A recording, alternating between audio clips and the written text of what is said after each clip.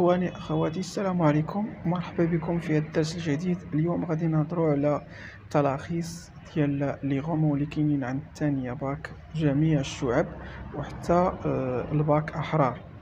غنبداو بأول غومون هو كونديد و لوبتيميزم.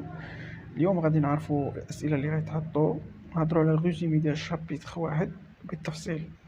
يلا ستيلو ورقة، بدينا. اللهم يسر ولا تعسر. يلا بدينا بسم الله.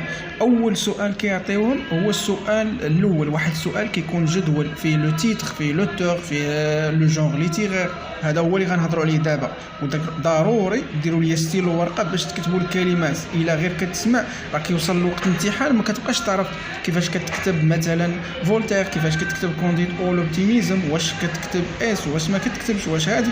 يعني ضروري تخدم ستيلو باش ما ديرش لي فوت اورتوغراف نهار الامتحان، كتضيعوا نقاط غير هكاك. اول حاجه خطر هي لو تيتر، كونديد او لوبتيميزم. كونديد بطبيعه الحال هو البطل، ولوبتيميزم هو التفاؤل، واخا ما غيبان لينا لا تفاؤل لا والو، لانه غيتصدم بعد طرده من القصر ديال لو باغون. غيتطرد. غيسولوكم على لوتور او بيان ليكريفان، راه نفس الشيء. لوتور ليكريفان الكاتب او المؤلف بحال، ولكن في اتونسيون لو ناراتور راه ماشي بحالهم. يعني اللي كيكتب اللي كيسرد، بحال مثلا في لابواط ميرفي لوتور هو لو ناراتور لانه هو اللي يروي، ولكن هنا لا، لوتور ايكريفان هو فولتير. شكون هو فولتير؟ هو تزاد فرنسا وعاش في فرنسا، عنده بزاف ما نقولوا عليه لانه تبارك الله عليه فيلوزوف، كونتور، بويت، دراماتورج، كيكتب الشعر، يكتب الاسم ديالو سميتو فرانسوا ماري اروي. شتي كي كتكتب هاني كتبتها الفوق، راه هذاك فولتير غير اللقب ديالو. نتوما ما غاديش تكتبوا فرانسوا ماري، كتبوها فولتير، راه كيحسبوا لكم الجواب صحيح، ولكن المعلومه خاصها تكون اكزاكت. لو جونغ ليتيرير حتى هو كيتعطاكم في داك الجدول، ردوا البال. لو جونغ ليتيرير كونت فيلوزوفيك. علاش كونت فيلوزوفيك؟ لانه غادي نلقاو لي فيرب كونجيغي ا لامبارفي، وكاين لو باسي سامبل وغنلقاو ايتي يعني يروي. كونت قصه فلسفيه ولا روايه فلسفيه، وهادشي علاش غتلقاو شي كلمات فيها شويه صعاب. غنبقى نشرح لكم شابيتر ان شاء الله يوفقنا. La date de naissance de Voltaire ou bien Jean-Marie Arouet en 1794 1694. اللي بغى يزيد هاد المعلومه يزيدها 21 نوفمبر 21 نوفمبر en 1794.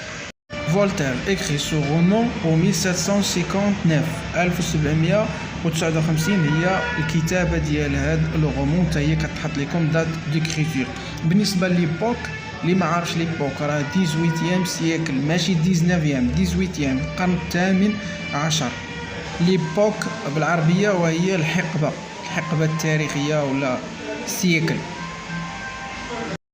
ونضيفوا اخيرا تاريخ الوفاه ديالو 1778، وبالفعل مات في فرنسا وفي بالضبط في باريس.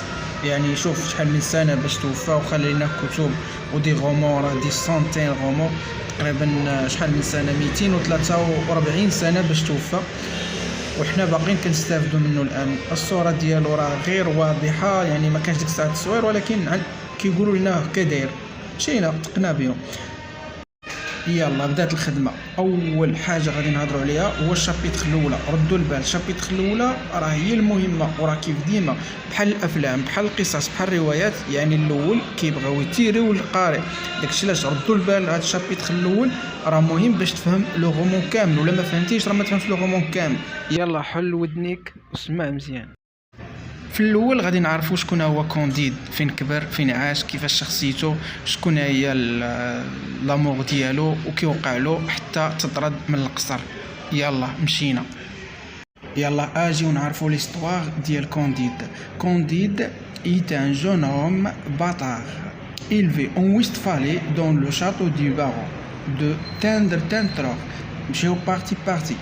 يعني كونديد هو شاب بطار. كاسكو سا فو دير بطار؟ بطار هي نقولوا ما عندوش اصل، او لا لاقيط. لاقيط هو الكلمه الاحق. il vit en Westphalie، يعني عاش او لا تربى او لا المهم فين كبر. en Westphalie بحال قلنا الدار البيضاء، مراكش، ليون. دون لو شاتو دو بارون. هنا هاد لو شاتو دو بارون هو قصر دو بارون. لو بارون هي شخصيه، هو الخال ديال كونديد. مزيان. وعلاش قلنا لكم لاقيط؟ لانه هو ولد خوت بارون، هو تزاد في القصر ديال خالو، تربى في القصر ديال خالو. من بعد غادي تعرفوا علاش قلنا لاقيط، لانه الاب ديالو ولد واحد طبقه فقيره، وما ماشي كتوصل النبلاء، لان لو بارون هو انسان عنده قصر، اذا من طبقه تبارك الله. دو تاندر دانتروغ. دو تاندر دانتروغ هي بحال قلنا دار بوعزه، الولفه، ليساسفا الى اخره، فيلاج صغير. بار ان بريسيبتور بونغلوس. بريسيبتور بونغلوس، وهاد بونغلوس شخصيه مهمه بزاف في ليستوار، لانه هو اللي كيعطي الكونديد الامال وكيعاود له، كيقول له راه كاين الحياه فيها امل. داكشي منين جات هذيك الاوبتيميزم، واخا ما كاين لا اوبتيميزم لا والو، غادي يتفاجئ كونديد بعد ما يخرج من القصر. وقفنا عند بونغلوس. دون لونسينمون سو ريزوم ا. هنا بونغلوس هو الذي يلخص لنا تعليمه. لونسينمون اللي بغى يقول لنا تو بور لو ميور موند بوسيبل. وهنا بغى يقول لنا ان بغى يوصل لنا نظره ديال التفاؤل، ويعطينا دير العالم ممتاز في جميع الجوانب الممكنه. تو بور لو ميور دي بوسيبل. هنا فين قلت لكم النظره اللي عطاه ديال الامل، وعطاه نظره ديال التفاؤل، وهو العنوان لوبتيميزم. كونديد لوبتيميزم. Alors, نكملو. Amoureux de Cunégonde et surpris en train d'embrasser, il se fait chasser de ce paradis. هنا بدا لو تراجيدي، القصة الحزينة. يعني كونديد amoureux de Cunégonde، بحال نقولوا يحبها ولا الحبيبة ديالو.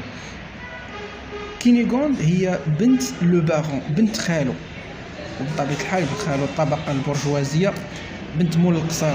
هذه هي اللي غنى عليها مول الشاطو اللي عنده باطو.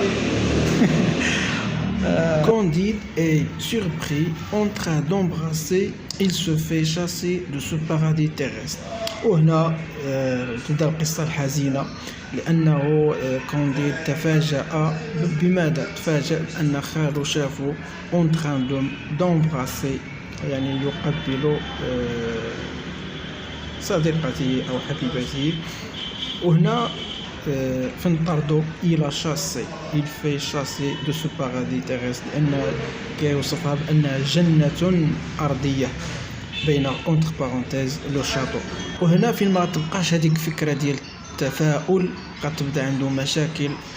إلى هنا ينتهي درسنا، وإلى أن نلتقي في الشابيتر الثاني بالتفصيل والشرح. إذا أعجبكم المحتوى المرجو الضغط لايك والاشتراك. إلى اللقاء.